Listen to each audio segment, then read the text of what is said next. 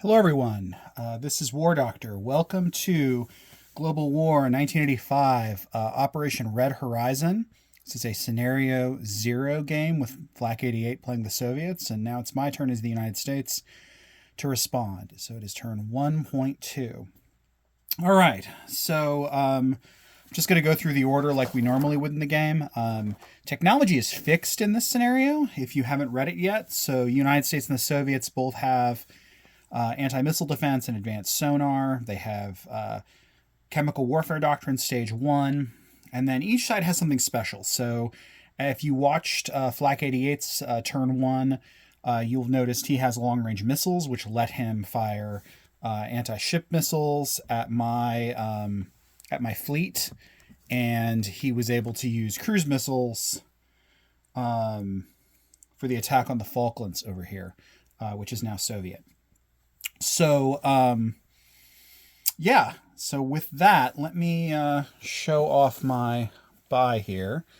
Okay, so I'm going to be conducting global operations, which is an attempt to influence the government of Colombia with 2 paid dice. Plus, I get this free one here. I'll be producing a cruise missile, and I'm purchasing for 10 a diesel electric submarine and 2 frigates, and for 8 more a mech and a main battle tank. So that is that. All right, get rid of these 2 IPP. Get my 3 dice. So let's see if I can get this here. There we go.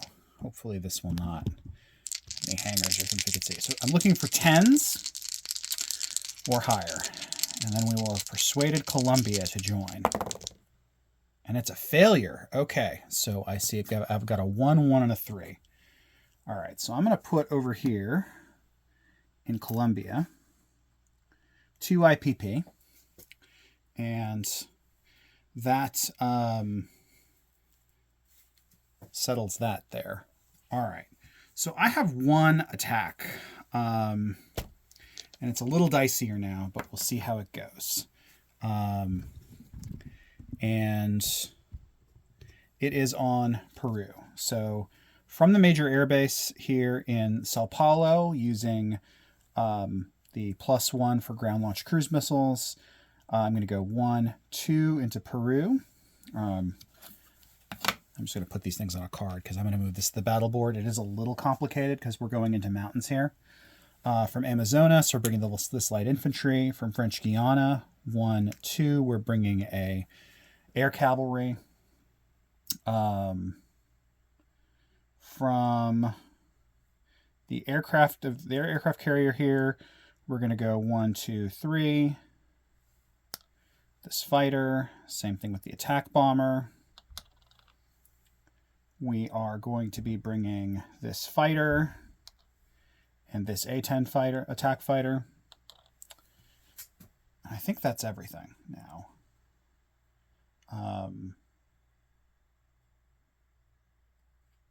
Yeah. Oh, that's right.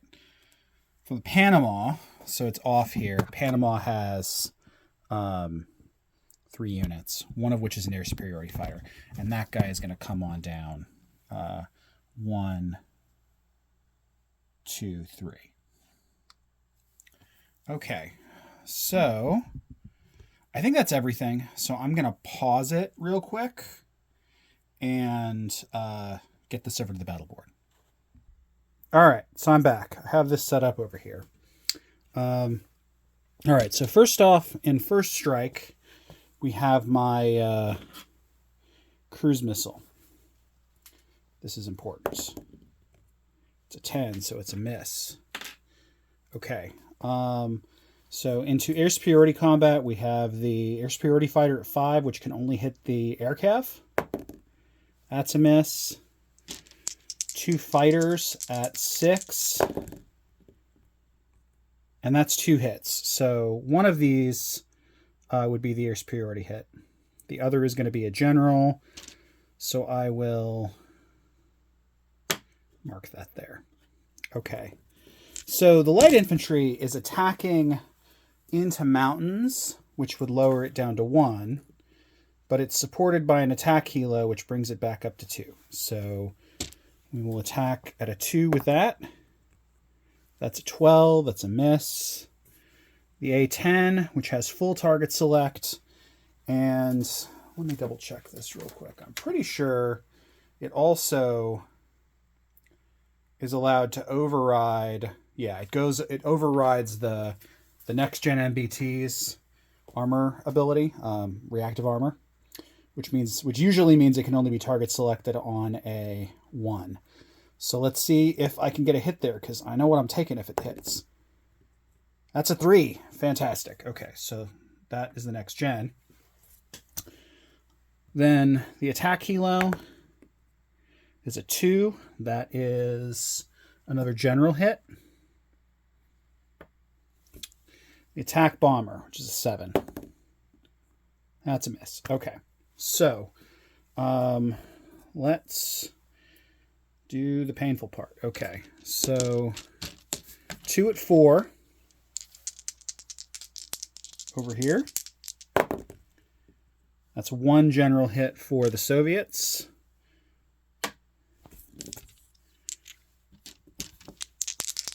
Three at 5.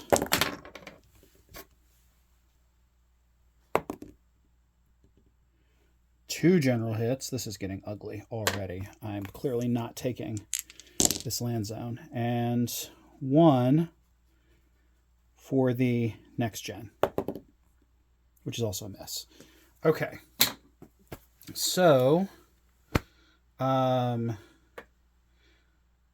have to take, I think, the attack helo and the infantry as my casualties, which means this battle is over as of this turn. So that gets rid of his 2 hits. And Flak 88 wanted to take the light infantry, then the air cav, then mechs. So for the other 2 hits, he's going to take his light infantry and 1 of the mechs, but losing all these units. But Peru stays part of the Soviet Empire, which is most unfortunate for me. Okay, so let's take these guys back to the board. Got some shuffling around to do.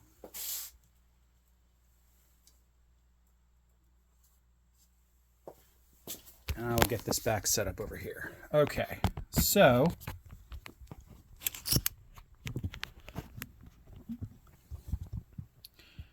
all right, rolling into non-combat.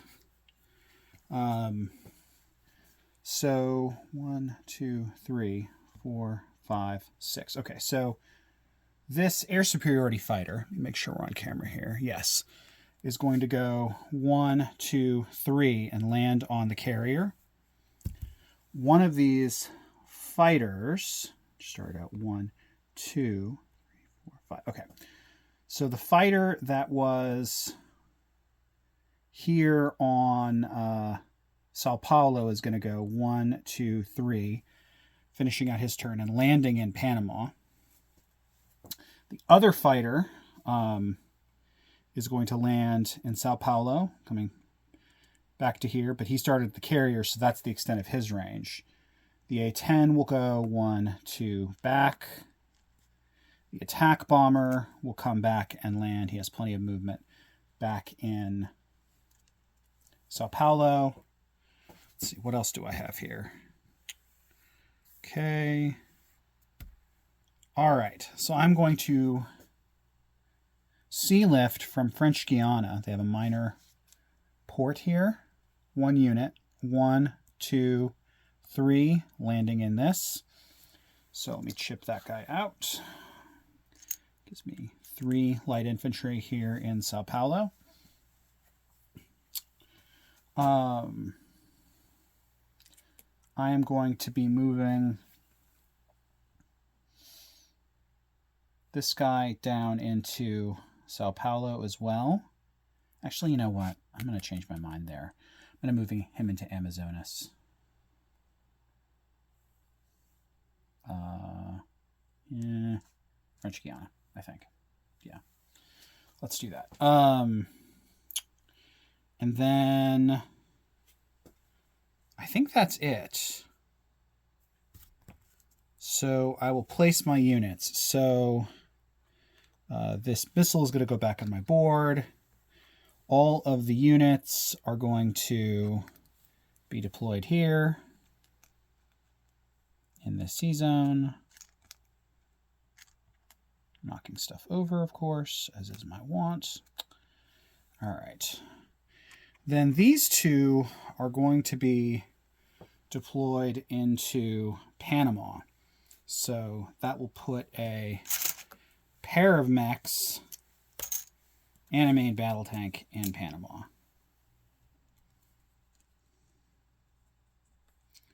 All right.